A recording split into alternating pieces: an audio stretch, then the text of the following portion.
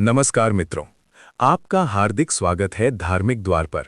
मैं हूं आपका आध्यात्मिक साथी और आज हम एक ऐसे विषय पर गहन चर्चा करने जा रहे हैं जो हमारे जीवन के हर क्षण को प्रभावित करता है, जिसे समझे बिना हम अस्तित्व के गूढ़ रहस्यों को कभी नहीं समझ सकते।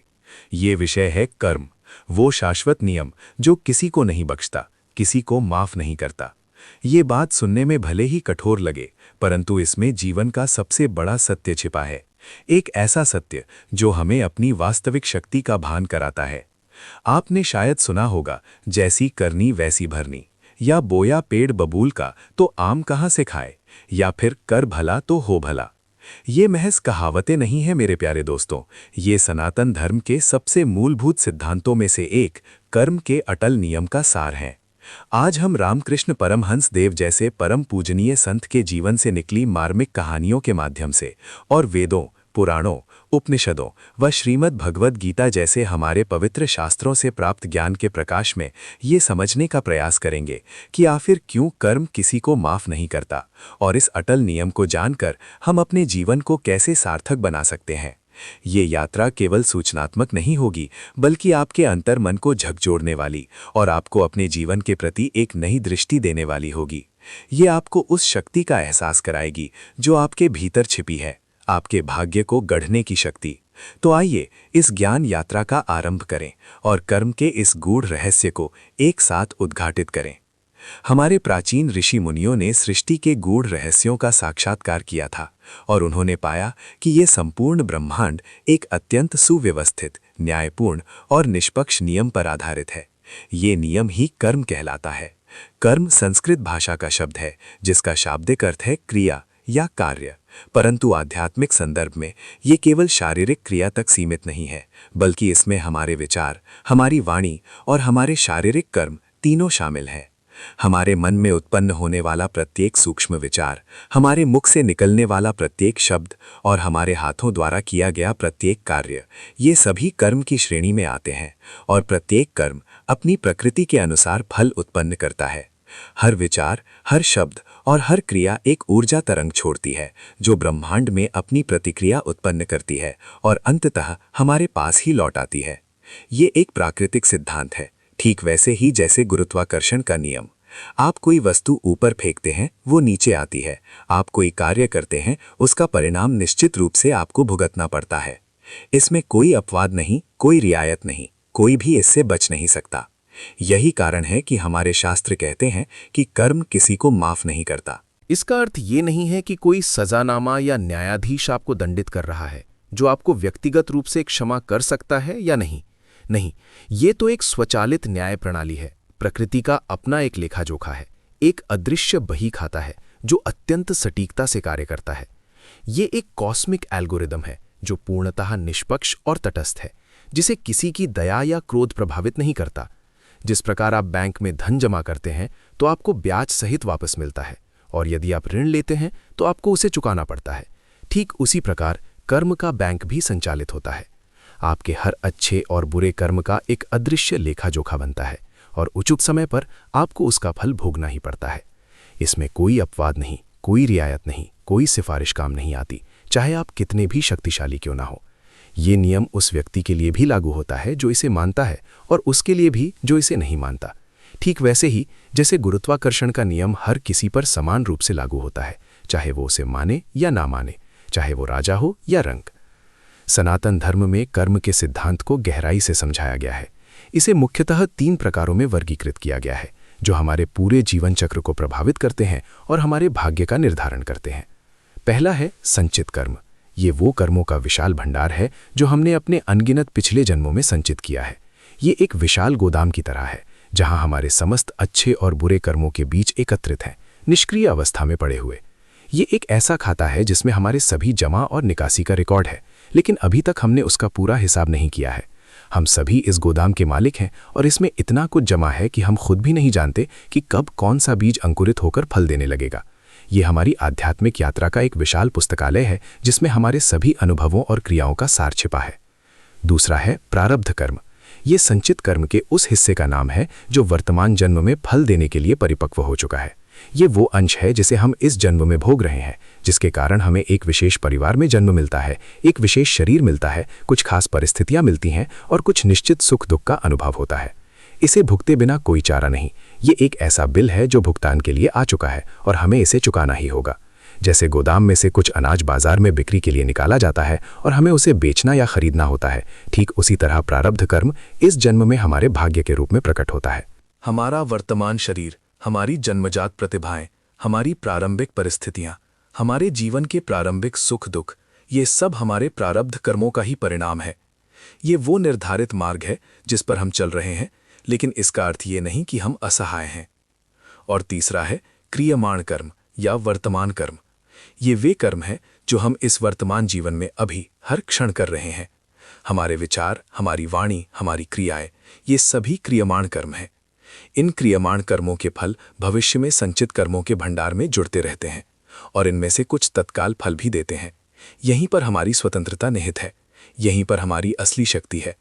ये वो क्षेत्र है जहां हमारे पास चुनाव करने की शक्ति है, जहां हम अपने भविष्य के कर्मों का चुनाव कर सकते हैं। यहीं पर हमारी जिम्मेदारी सबसे अधिक है, क्योंकि हम अपने प्रत्येक वर्तमान कर्म से अपने भविष्य का निर्माण कर रहे हैं। हम अपने हाथों से अपने भाग्य की लकीरें खींच रहे हैं, अपने आने वाले जन्मों के बीजों को बो रहे हैं। ये समझना आवश्यक है कि कर्म का नियम हमें कभी निराश नहीं करता, बल्कि ये हमें सशक्त करता है। ये हमें बताता है कि हम अपने भाग्य के निर्माता स्वयं हैं। ये हमें विक्टिमहुड या पीड़ित होने की मानसिकता से बाहर निकालता है और हमें अपने जीवन की पूरी जिम्मेदारी लेने के लिए प्रेरित करता है। जब हम समझते हैं कि हमारे आज के सुख दुख हमारे ही अतीत के कर्मों का परिणाम है, तो हम किसी और को दोष देना बंद कर देते हैं और अपने वर्तमान कर्मों को सुधारने पर ध्यान केंद्रित करते हैं। ये हमें एक सक्रिय जीवन जीने के लिए प्रेरित करता है, जहां हम निष्क्रिय होकर भाग्य को नहीं कोसते, बल्कि अपने पुरुषार्थ से उसे बदलने का प्रयास करते हैं। ये हमें ये भी सिखाता है कि हर समस्या के पीछे हमारा ही कोई कर्म छिपा होता है और उसे जानकर हम भविष्य के लिए अधिक जागरूक और जिम्मेदार बन सकते हैं। अब आप सोच रहे होंगे कि क्या कर्म का ये नियम इतना कठोर है कि इसमें करुणा का कोई स्थान ही नहीं? क्या हम कभी अपने कर्मों के बंधन से मुक्त नहीं हो सकते?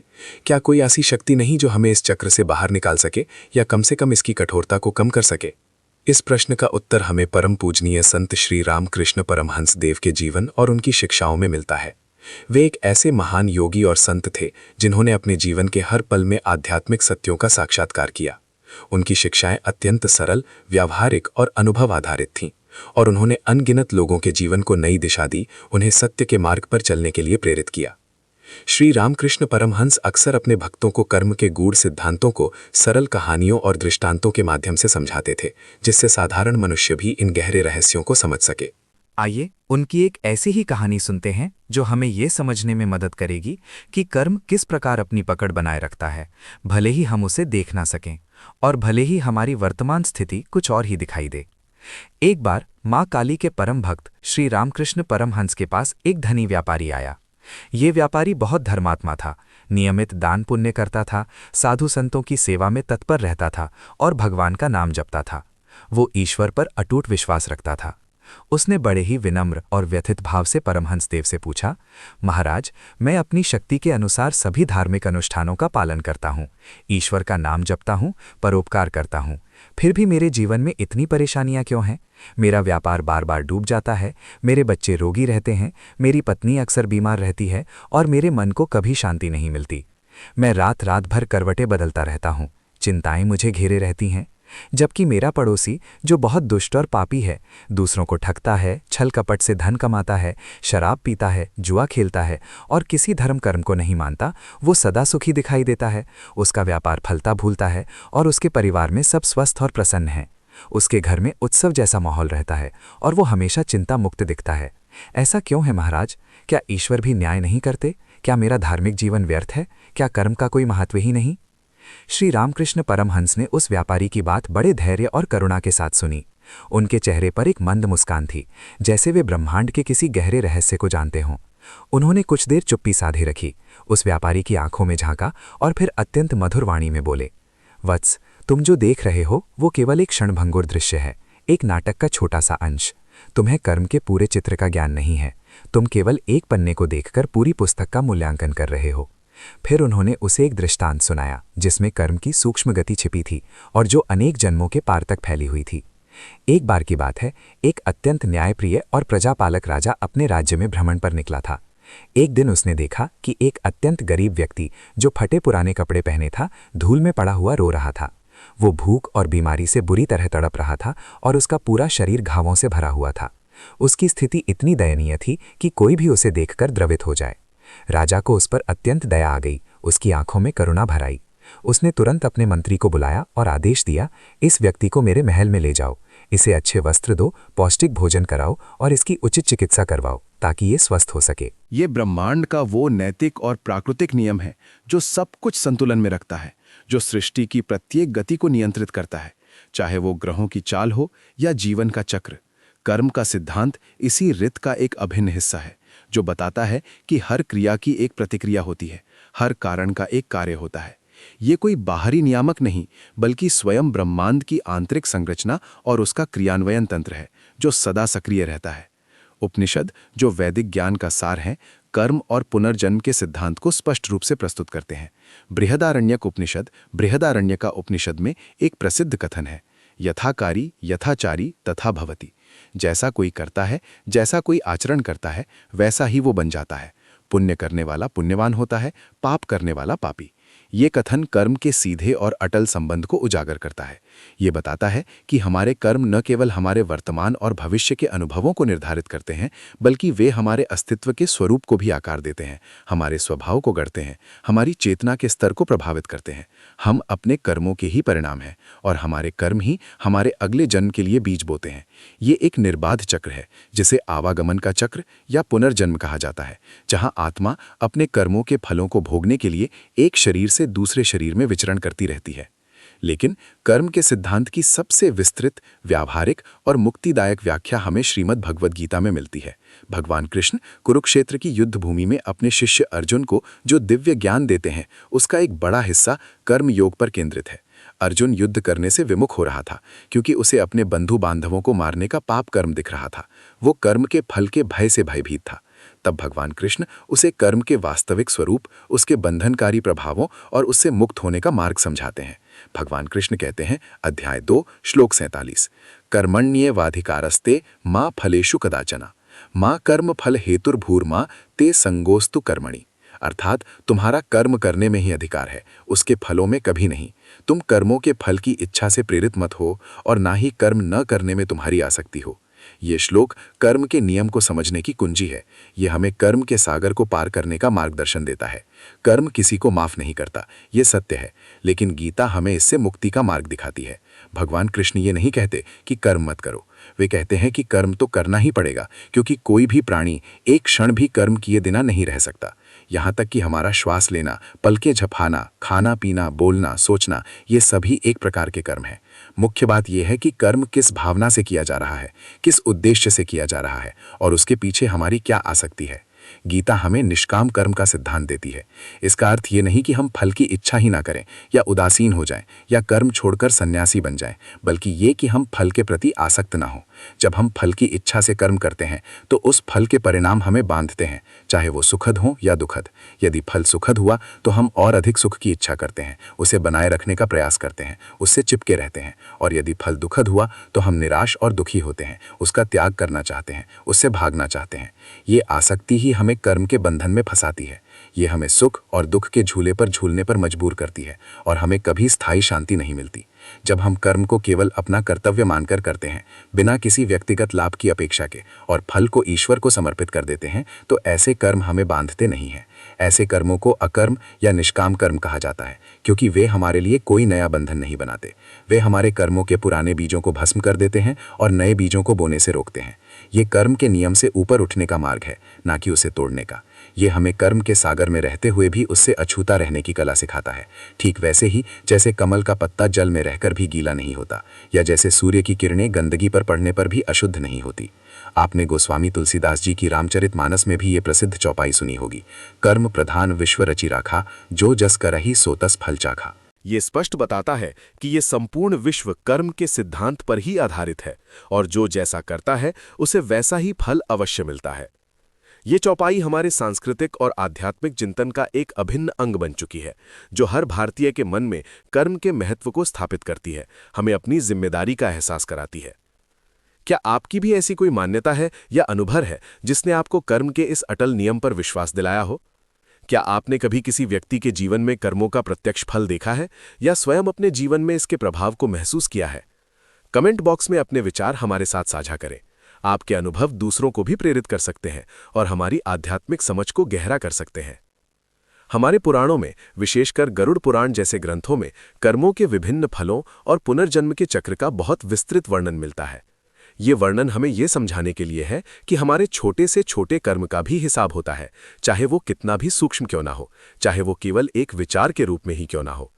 ये हमें भयभीत करने के लिए नहीं है, बल्कि हमें सतर्क और जागरूक बनाने के लिए है, ताकि हम अपने प्रत्येक कार्य, शब्द और विचार के प्रति सचेत रहें और अनजाने में भी कोई ऐसा कर्म न करें जिसके दीर्घकालिक नकारात्मक परिणाम हो। ये हमें अपने जीवन की दिशा तय करने में मदद करता है और हमें धर्म के मार्ग पर चलने के लिए प्रेरित करता है। उदाहरण के लिए श्रीमद् भागवत पुराण में अजामिल की प्रसिद्ध कथा आती है। अजामिल एक ब्राह्मण था जो वेदों का ज्ञाता था, धार्मिक अनुष्ठान करता था और शुद्ध जीवन जीता था। परंतु समय के साथ वो एक पतित जीवन जीने लगा। उसने अपनी सारी मर्यादाएं त्याग दी। वो एक वेश्या के साथ रहता था, चोरी करता था, जुआ खेलता था और हर प्रकार के अनैतिक कर्म करता था। उसने अपने वृद्ध माता पिता और पत्नी को त्याग दिया और समाज में पूरी तरह पतित हो गया। अपने जीवन के अंत में जब यमदूत उसे लेने आए, वे उसे पाताल लोक ले जाने के लिए तैयार थे, तो उसने मृत्यु के भय से अनजाने में ही सही अपने सबसे छोटे पुत्र का नाम पुकारा, जिसका नाम उसने नारायण रखा था। ये नाम उसने अपने पुत्र के लिए रखा था, न कि भगवान के स्मरण के लिए। परंतु केवल नारायण नाम का उच्चारण करने मात्र से ही भगवान विष्णु के दूत प्रकट हुए और यमदूतों को रोक दिया। उन्होंने यमदूतों को समझाया कि अजामिल ने अनजाने में ही सही भगवान के पवित्र नाम का उच्चारण किया है और इससे उसके समस्त पाप नष्ट हो गए हैं। उसे तत्काल वैकुंठ धाम भेज दिया गया, जहां उसे मोक्ष की प्राप्ति हुई। ये कथा हमें क्या सिखाती है? क्या ये बताती है कि कर्म माफ हो जाते हैं या कि केवल नाम जपने से सब कुछ ठीक हो जाता है? नहीं मेरे दोस्तों, ये कथा कर्म के नियम को कमजोर नहीं करती, बल्कि ये बताती है कि जब कर्म का नियम अपनी चरम सीमा पर होता है, तब भी ईश्वरीय कृपा या भक्ति की शक्ति इतनी प्रबल होती है कि वो उस कर्म के बंधन को काट सकती है। अजामिल के मामले में नारायण नाम का उच्चारण करना सर्वोच्च भक्ति कर्म था, भले ही वो अनजाने में ही हुआ हो, क्योंकि भगवान का नाम ही अपने आप में पूर्ण है। भक्ति वो अग्नि है जो संचित कर्मों के बीजों को भस्म कर देती है। ये क्षमा नहीं, बल्कि ट्रांसेंडेंस, कर्म के बंधन से ऊपर उठना है।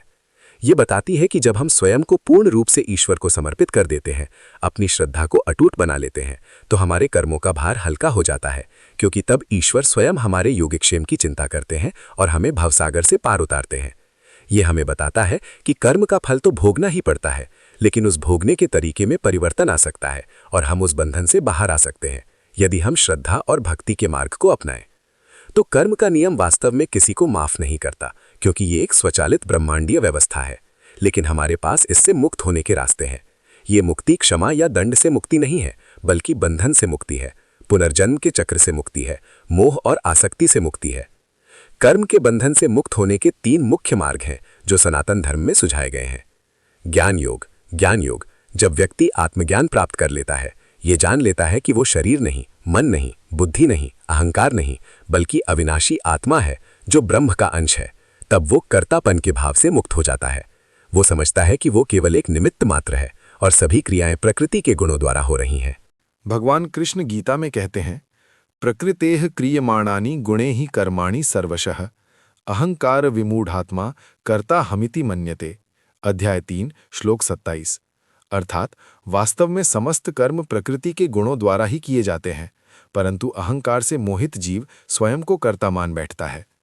जब मैं करता हूं का भाव समाप्त हो जाता है तो कर्म उसे बांधते नहीं, वो कर्मों के साक्षी बन जाता है, जैसे एक नाटक को देखने वाला दर्शक। उसकी चेतना इतनी ऊंची उठ जाती है कि भौतिक संसार के द्वंद्व उसे प्रभावित नहीं करते। ये उच्चतम अवस्था है जहां कर्मों के बीज और उनके फल दोनों भस्म हो जाते हैं, क्योंकि करता ही नहीं रहा तो फल किसको मिलेगा। 2. भक्ति योग। पूर्ण श्रद्धा, प्रेम और अटूट विश्वास के साथ ईश्वर को स्वयं को समर्पित करना। जैसा हमने अजामिल की कथा में देखा, भक्ति की शक्ति इतनी प्रबल है कि वो संचित कर्मों को भस्म कर सकती है। जब हम अपनी सारी इच्छाएं, अपने सारे कार्य, अपने सारे फल ईश्वर को अर्पित कर देते हैं, तो हम उनके प्रति आसक्ति से मुक्त हो जाते हैं। भगवान कृष्ण गीता में अंतिम और सबसे महत्वपूर्ण उपदेश देते हैं, सर्वधर्मान परित्यज्य मामेकं शरणं व्रज। अहम त्वा सर्व पापेभ्यो मोक्षयिष्यामि मा शुचः। अध्याय 18 श्लोक 66। अर्थात समस्त धर्मों, कर्मों और उनके फलों को छोड़कर तू केवल मेरी शरण में आ जा, मैं तुझे समस्त पापों, कर्मों के बंधन से मुक्त कर दूंगा, तू शोक मत कर।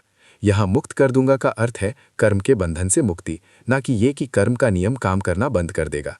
ये एक उच्चतर नियम का आह्वान है जो निम्नतर नियम के प्रभाव को निष्प्रभावी कर देता है, जैसे सूर्य का प्रकाश अंधकार को दूर कर देता है।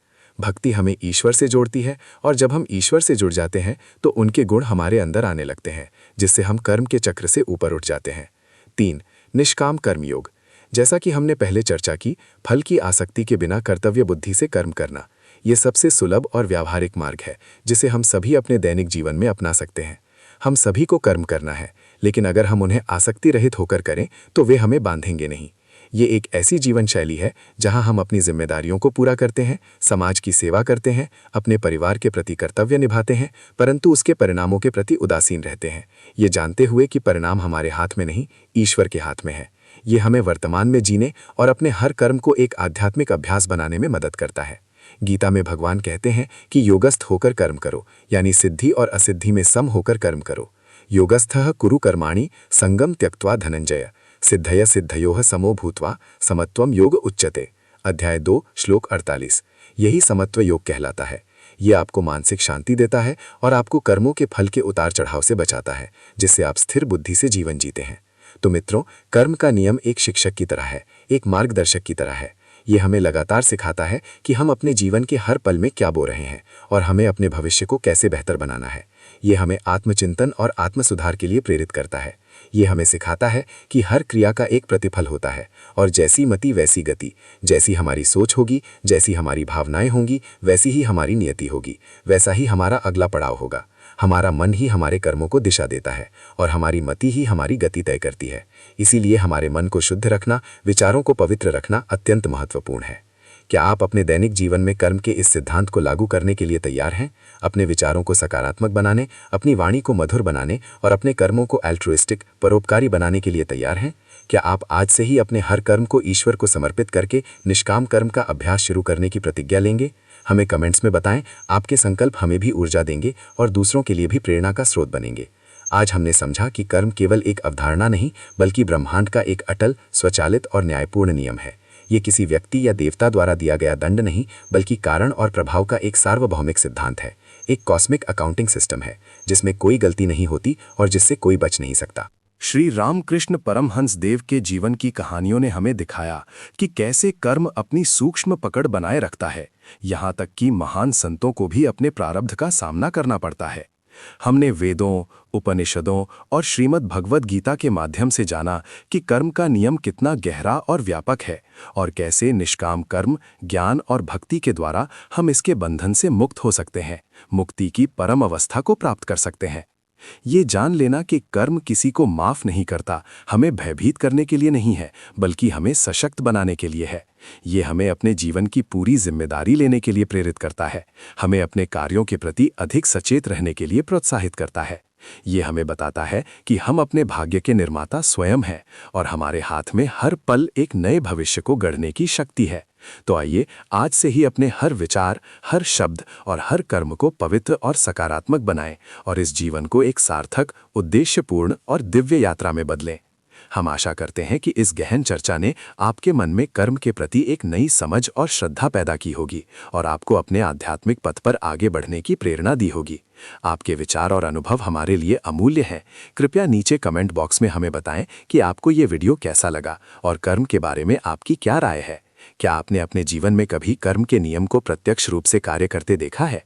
अपने अनुभवों को साझा करना ना भूलें, क्योंकि हर अनुभव एक सीख है और दूसरों के लिए भी ज्ञान का द्वार खोल सकता है। इस आध्यात्मिक यात्रा में धार्मिक द्वार परिवार का हिस्सा बनने के लिए आपका हृदय से धन्यवाद। हम फिर मिलेंगे एक नए ज्ञानवर्धक विषय के साथ जो आपके जीवन को प्रकाशमय करेगा और आपको सत्य के और करीब लाएगा। तब तक के लिए धर्म के मार्ग पर चलते रहें और अपने कर्मों को शुद्ध रखें। आपका जीवन सुखमय हो, शांतिमय हो और कल्याणकारी हो। नमस्कार। ये कर्म के नियम से ऊपर उठने का मार्ग है, ना कि उसे तोड़ने का। ये हमें कर्म के सागर में रहते हुए भी उससे अछूता रहने की कला सिखाता है। ठीक वैसे ही जैसे कमल का पत्ता जल में रहकर भी गीला नहीं होता, या जैसे सूर्य की किरणें गंदगी पर पड़ने पर भी अशुद्ध नहीं होती। आपने गोस्वामी तुलसीदास जी की रामचरितमानस में भी ये प्रसिद्ध चौपाई सुनी होगी, कर्म प्रधान विश्व रचि राखा, जो जस कर ही सोतस फल चाखा।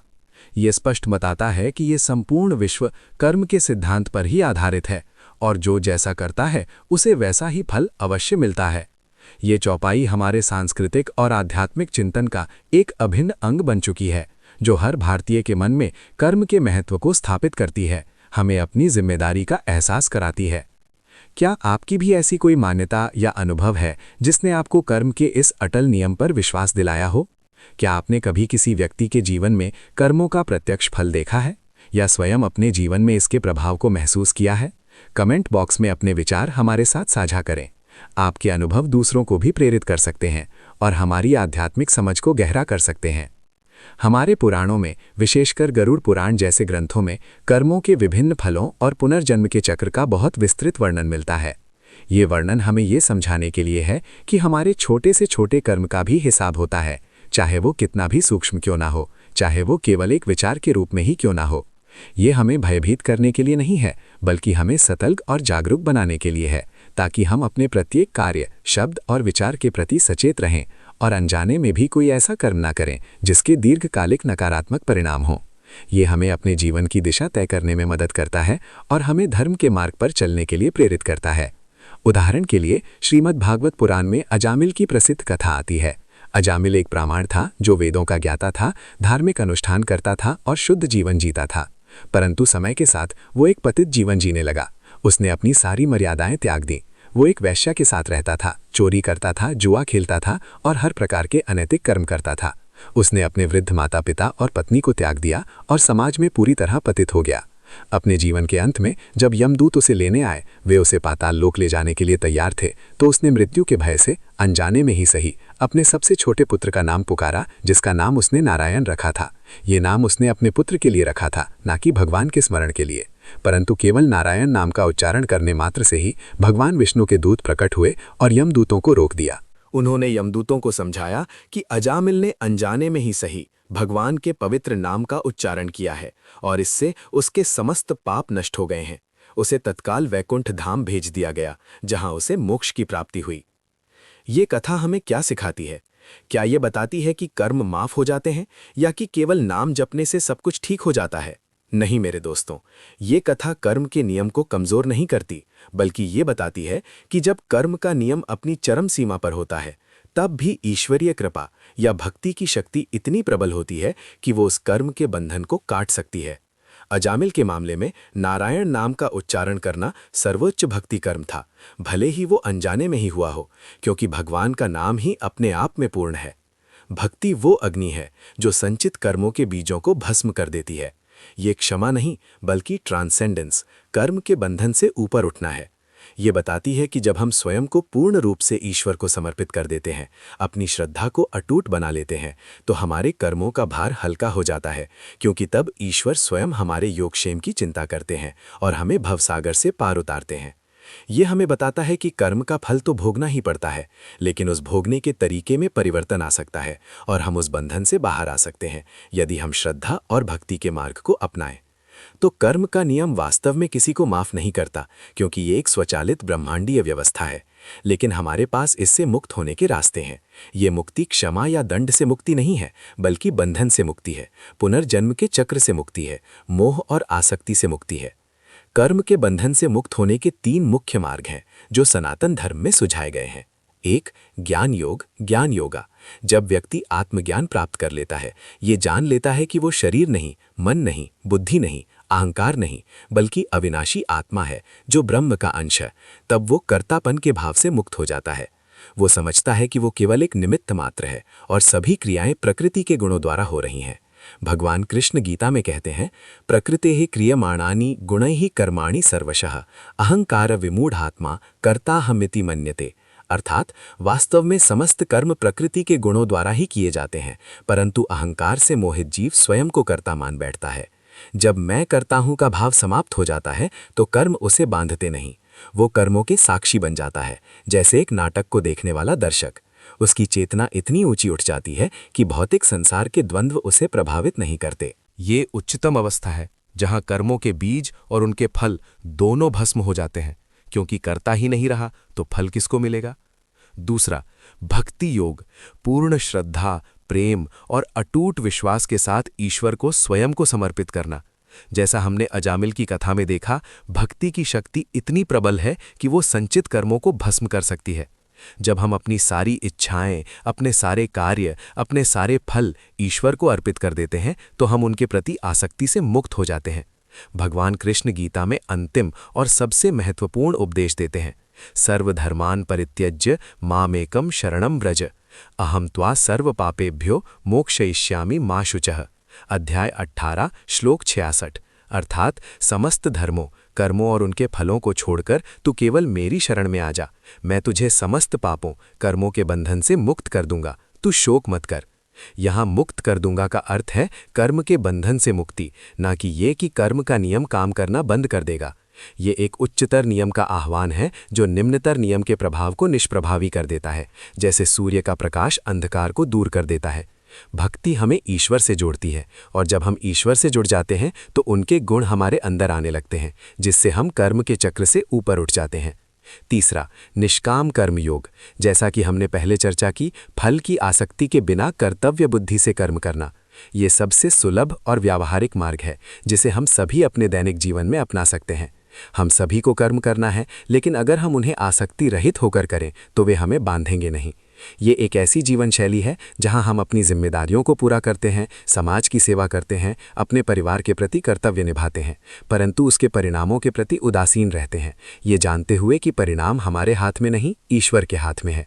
ये हमें वर्तमान में जीने और अपने हर कर्म को एक आध्यात्मिक अभ्यास बनाने में मदद करता है। गीता में भगवान कहते हैं कि योगस्थ होकर कर्म करो, यानी सिद्धि और असिद्धि में सम होकर कर्म करो। योगस्थः कुरु कर्माणि संगम त्यक्त्वा धनंजय, सिद्ध्य सिद्धि योह समो भूत्वा समत्वम योग उच्यते। अध्याय 2 श्लोक 48। यही समत्व योग कहलाता है। यह आपको मानसिक शांति देता है और आपको कर्मों के फल के उतार चढ़ाव से बचाता है, जिससे आप स्थिर बुद्धि से जीवन जीते हैं। तो मित्रों, कर्म का नियम एक शिक्षक की तरह है, एक मार्गदर्शक की तरह है। ये हमें लगातार सिखाता है कि हम अपने जीवन के हर पल में क्या बो रहे हैं और हमें अपने भविष्य को कैसे बेहतर बनाना है।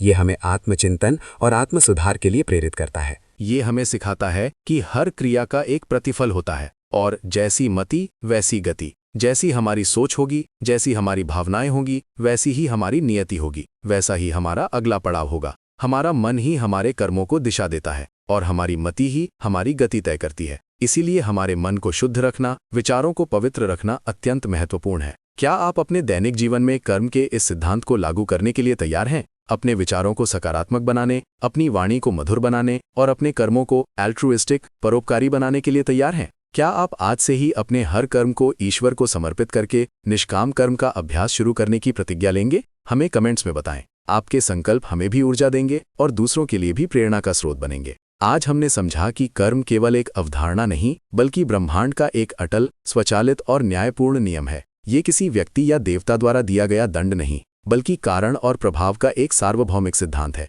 एक कॉस्मिक अकाउंटिंग सिस्टम है जिसमें कोई गलती नहीं होती और जिससे कोई बच नहीं सकता। श्री रामकृष्ण परमहंस देव के जीवन की कहानियों ने हमें दिखाया कि कैसे कर्म अपनी सूक्ष्म पकड़ बनाए रखता है, यहाँ तक कि महान संतों को भी अपने प्रारब्ध का सामना करना पड़ता है। हमने वेदों, उपनिषदों और श्रीमद् भगवद गीता के माध्यम से जाना कि कर्म का नियम कितना गहरा और व्यापक है और कैसे निष्काम कर्म, ज्ञान और भक्ति के द्वारा हम इसके बंधन से मुक्त हो सकते हैं, मुक्ति की परम अवस्था को प्राप्त कर सकते हैं। ये जान लेना कि कर्म किसी को माफ नहीं करता, हमें भयभीत करने के लिए नहीं है, बल्कि हमें सशक्त बनाने के लिए है। ये हमें अपने जीवन की पूरी जिम्मेदारी लेने के लिए प्रेरित करता है, हमें अपने कार्यों के प्रति अधिक सचेत रहने के लिए प्रोत्साहित करता है। ये हमें बताता है कि हम अपने भाग्य के निर्माता स्वयं हैं और हमारे हाथ में हर पल एक नए भविष्य को गढ़ने की शक्ति है। तो आइए आज से ही अपने हर विचार, हर शब्द और हर कर्म को पवित्र और सकारात्मक बनाएं और इस जीवन को एक सार्थक, उद्देश्यपूर्ण और दिव्य यात्रा में बदलें।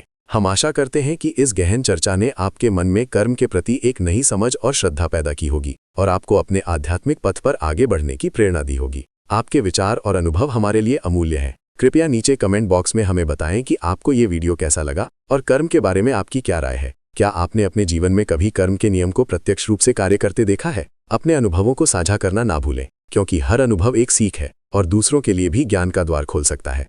इस आध्यात्मिक यात्रा में धार्मिक द्वार परिवार का हिस्सा बनने के लिए आपका हृदय से धन्यवाद।